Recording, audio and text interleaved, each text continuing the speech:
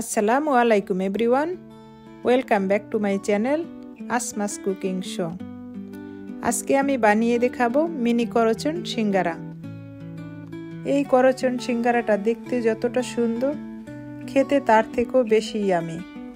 আমি চেষ্টা করেছি এই করচন সিঙ্গারাটার পারফেক্ট রেসিপি দেখানোর। চলুন দেখে নেওয়া যাক সিঙ্গারাটা বানাতে কি কি লাগবে। প্রথমে আমি করচনের ডোটা রেডি করে নিব। এই জন্য আমার লাগবে 1 কাপ ময়দা, আর তার সাথে দিয়ে দিব স্বাদমতো লবণ। এখন এগুলোকে ভালো করে মিশিয়ে নিব। এখন দিব 2 চামচ পরিমাণ খাওয়ার তেল। এগুলোকে ভালো করে মিশিয়ে নিব। এভাবে ভালো করে মিশানো হলে আমি হাত দিয়ে ভালো করে ডলে ডলে একটা সময় নিয়ে এটাকে মিশিয়ে নিব। এই কাজটা যত সুন্দর করে করা হবে, ডোটা ততটা সুন্দর হবে। এভাবে মিশাতে মিশাতে যখন দেখবেন তেলটা আটাটার সাথে ভালো করে মিশে গেছে, তখন মুট করলে দেখবেন একটা দলা হয়ে আসছে। তখন বুঝবেন আপনার ডোটা রেডি। এখন আমি পরিমাণ মতো পানি দিয়ে নেব।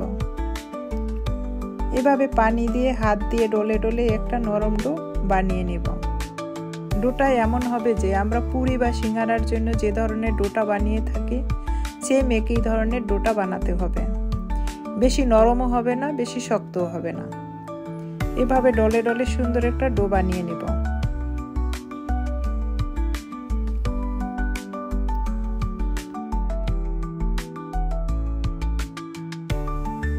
আমার ডোটা অলমোস্ট রেডি। এখন আমি এটাকে ঢেকে কিছুক্ষণ রেস্টে রেখে দেব। এখন আমি পুরটা রেডি করে নেব। এই জন্য আমি কিছুটা আলু সিদ্ধ করে নিয়েছি। আলুটা ভালো করে সিদ্ধ করে এভাবে ম্যাশ করে নেবেন।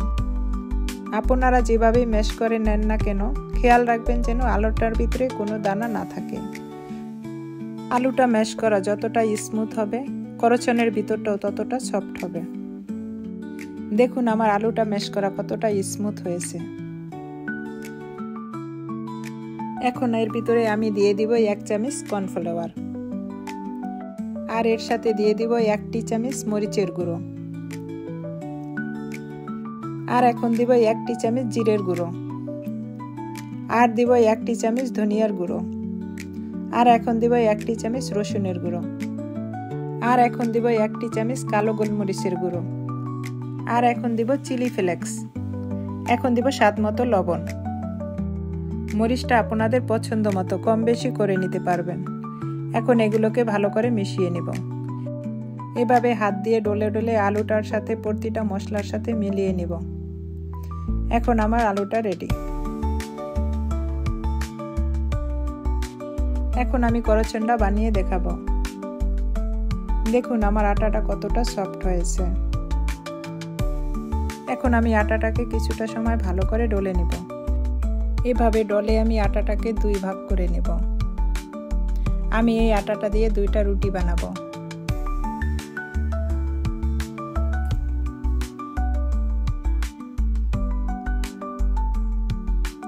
এখন আমি একটা রুটি বেলে নেব। আমি রুটিটা একটু গোল করে পাতলা করে বেলে নেব। রুটিটা যতটা সম্ভব গোল করে পাতলা করে বেলে নিতে হবে।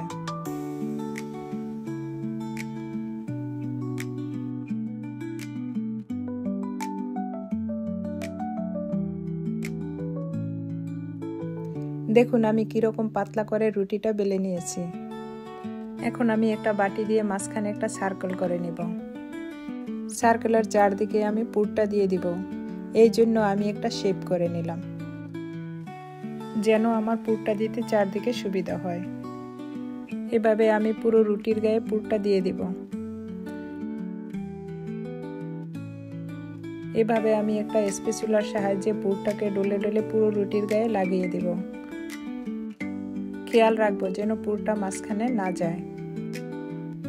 এই কাজটা এভাবেই করতে হবে। পুরটা যতটা সম্ভব পাতলা করে দিতে হবে। তারপরে এভাবে চেপে চেপে পুরো রুটিটার গায়ে বসিয়ে দিতে হবে। এখন আমি রুটিটাকে এভাবে মাঝখানে কেটে নেব। তারপরে সমান বরাবর আরেকটা ভাগ করে নেব। তার মাঝখানে এভাবে কেটে নেব। এভাবে আমি পিস পিস করে কেটে নেব। আমি এখানে 16টা পিস করে নিয়েছি। এটা রুটি বুঝে আপনারা আরও বেশি পিস করে নিতে পারেন। এখন করচনের শেপ দিয়ে নিব। এভাবে রুটিটাকে রোল করতে করতে একটা করচনের শেপ আসবে। এই কাজটা এভাবেই করতে হবে। এই দুই চারটাকে একটু মুড়িয়ে দিব। দেখুন দেখতে কতটা সুন্দর হয়েছে। আমি প্রতিটা কাজ একইভাবে করে নিব। এভাবে রোল করলেই একটা করচনের শেপ আসবে। দেখুন এই কাজটা এতটা সহজ, একটু খেয়াল করলে যে কেউ বানিয়ে নিতে পারবে।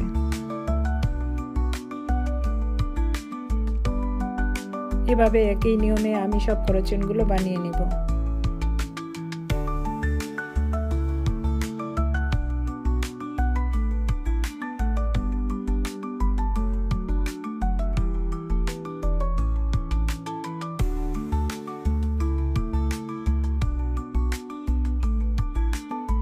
আমার সব করচনগুলো রেডি। এখন আমি একটা প্লেটে উঠিয়ে নিব। এখন আমি এগুলোকে ভেজে নিব। এই জন্য আমি একটা কড়াইতে তেল গরম করে নিয়েছি। এখন আমি সব করচনগুলো তেলের ভিতরে দিয়ে দিব। একটা রুটিতে যতটা করচন হয়েছে আমি সব ভেজে নিব।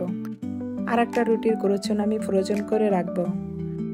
আপনারা চাইলে এভাবে বানিয়ে ফ্রোজেন করে রেখে দিতে পারেন। যখন খাবেন 2-4 মিনিট আগে বের করে এগুলোকে ভেজে নেবেন।